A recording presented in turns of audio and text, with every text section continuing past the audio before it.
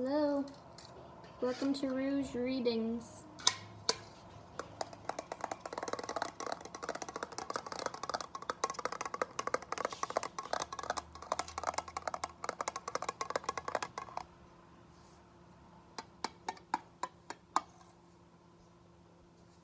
Today we have some Rainbow Titanium Aura Obsidian, some Snowflake Obsidian, like Yin and Yang. That one reminds me of Yin and Yang. And it's got a very nice like spa vibe. I feel like I'd find a stone like this in a sauna. And some amethyst in this beautiful branch that I found outside.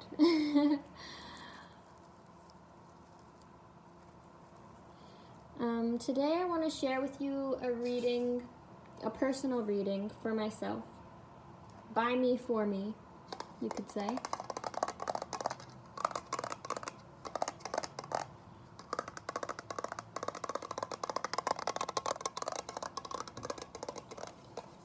I find that, well, lately I've been watching a lot of ASMR. I mean, I'm always watching probably a lot of ASMR.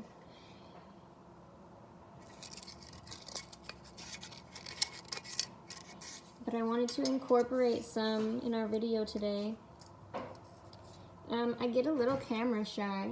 I've tried to tape a video. I've had several good tries, several good whacks at it. But I woke up today feeling like today's the day. This is the one.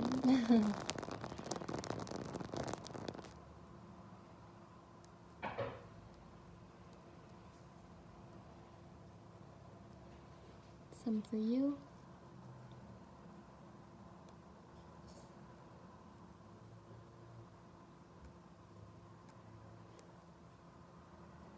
Some for me.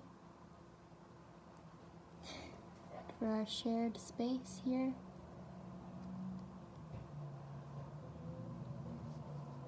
So I was doing just a spur of the moment reading for myself, and I felt compelled to share, so feel free to hang out if it resonates for you, and if not,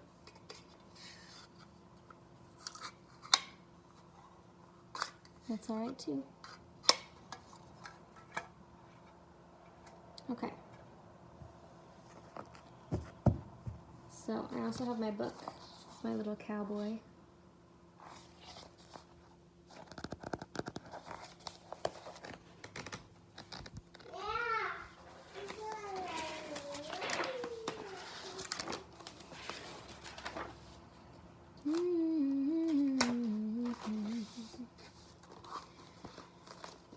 All right, and we'll start with the past energy. The cards I have, and we're using the Moonology deck. So the cards I have for the past energy: Believe in the Impossible. It's the Blue Moon card. What do you need to release? I think that's the Waning Moon. And lastly we have Don't Let Your Past Hold You Back, the South Node card. So what I wrote for this is coming out of winter, coming out of the winter energy, and letting go of what no longer serves. Clearing space for spring, clearing space that will be filled with new life. This is the past energy. It's breaking away from toxic or overly critical beliefs about yourself. As an example for me, it's been letting go of a savior complex and these just really high expectations of myself. Like, it's one thing to be, you know, a go-getter, you want to achieve things, but it's another thing to be a perfectionist and to be just super critical of yourself and to feel like you're not good enough, basically, you know? Because maybe your expectation is that you should be saving the world or saving certain individuals or, you know, the sort of things that go along with the savior complex. And it's not really fair to yourself to feel like you have to be saving people all the time. And sometimes it's not even fair to other people either, because people have to choose to lead their own lives. You can't, sort of like that saying, you can take a horse to the water, but you can't make it drink. Not to compare, I don't know, people and horses, I don't know, but if you've never heard of the savior complex, that's just my sort of explanation. You can always, of course, look it up to learn more about it.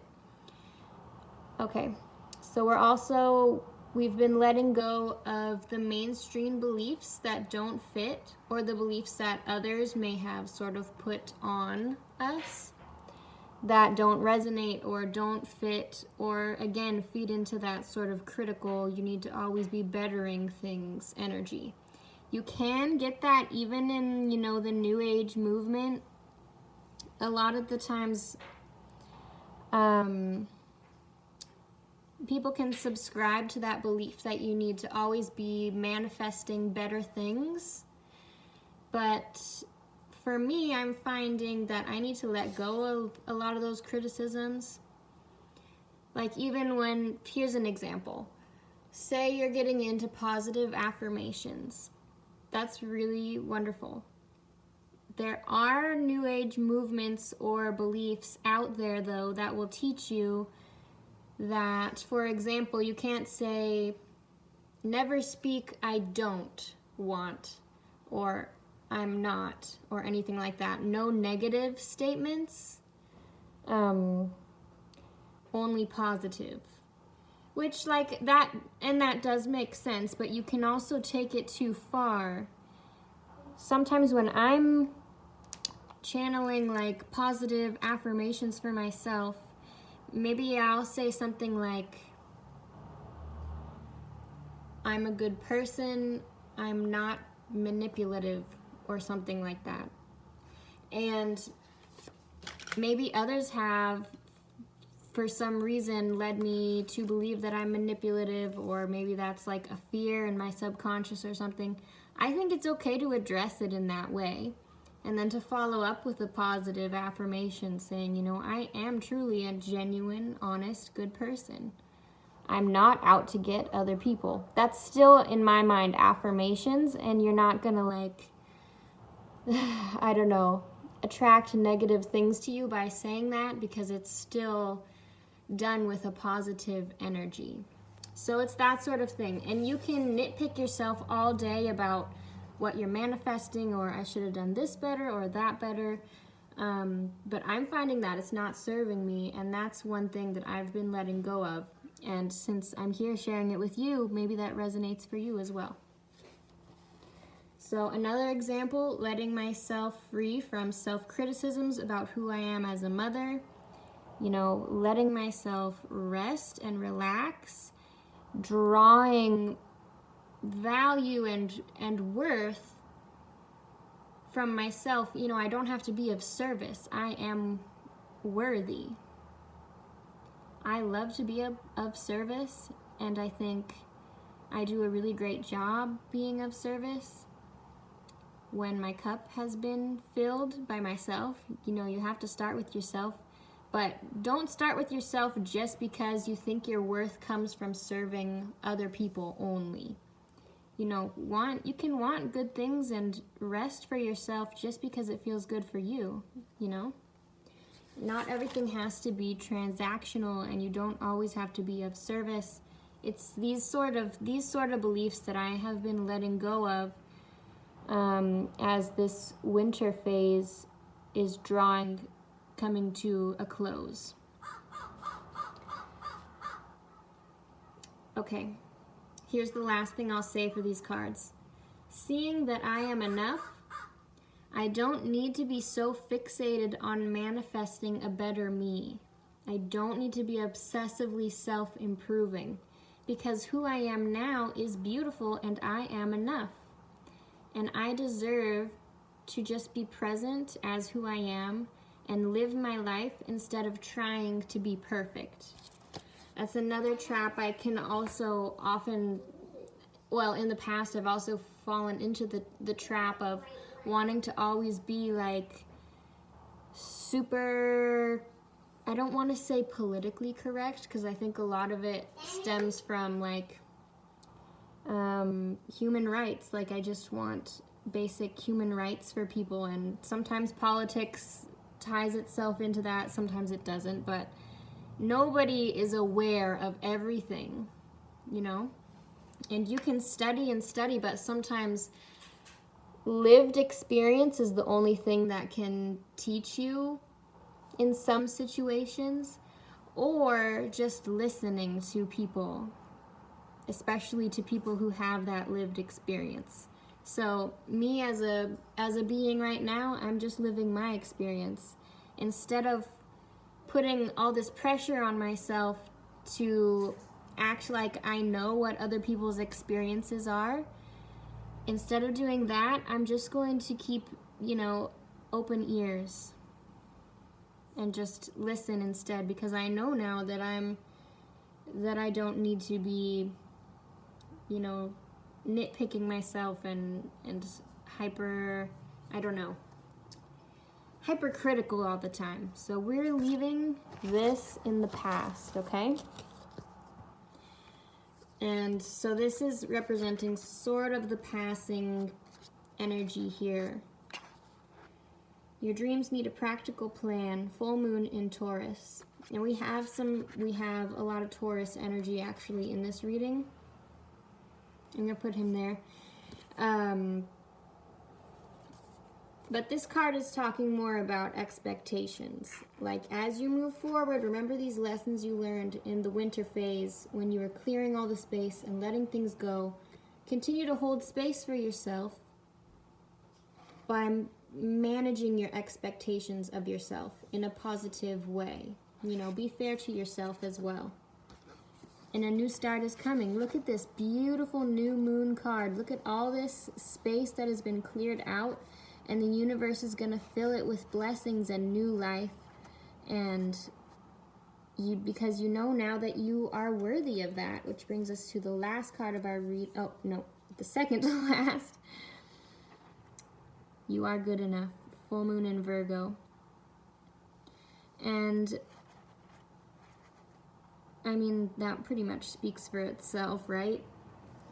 And the very last cards we have, prosperity lies ahead, full moon, or no, this is the new moon in Taurus. See what I mean? Look at all the Taurus at the start and the end, bookmarking it.